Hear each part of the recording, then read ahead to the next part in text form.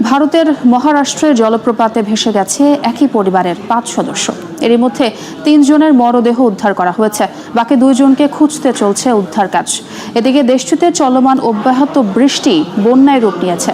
রাস্তায় চলাচলে ব্যবহৃত হচ্ছে নৌকা। ভারী বৃষ্টিপাতে কাশ্মীরে ভয়াবহ ভূমিধসের ঘটনাও ঘটেছে।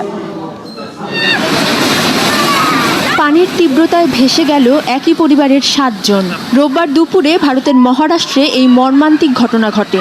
এনডিটিভির প্রতিবেদন বলছে, ছুটি কাটাতে পুনের লোনাভালার ওই জলপ্রপাতে যায় 7 সদস্যের এই পরিবারটি। খবর শোনার পরই দ্রুত ঘটনাস্থলে পৌঁছায় উদ্ধারকারী দলের সদস্যরা। পরে 3 জনের মরদেহ উদ্ধার করা হয়।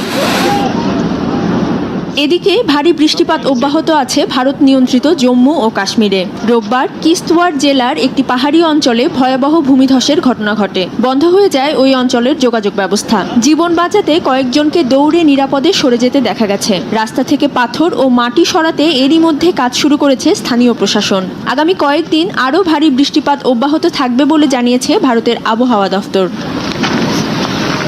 কিছুদিন ধরে চলা তীব্র দাবদাহের পর ভারতে শুরু হয়েছে বৃষ্টির প্রকোপ। গত কয়েকদিনের টানা ভারী বৃষ্টিতে দিল্লির পাশাপাশি ভারতের বিভিন্ন রাজ্যে দেখা দিয়েছে ভয়াবহ বন্যা। প্লাবিত হয়েছে ভারতের গুজরাট রাজ্যের বিস্তীর্ণ এলাকা। বাড়িঘর ডুবে যাওয়ায় চরম ভোগান্তিতে পড়েছেন বাসিন্দারা। গুজরাটের পাশাপাশি উত্তরপ্রদেশেও ভারী বৃষ্টিতে দেখা দিয়েছে বন্যা। মোরাদাবাদ শহরের বাসিন্দাদের নৌকায় করে রাস্তায় চলাচল করতে দেখা যায়। এছাড়া পশ্চিমবঙ্গ সহ বিভিন্ন রাজ্যে দেখা দিয়েছে ভারী বৃষ্টিপাত। বেড়ে গেছে নদ নদীর পানি।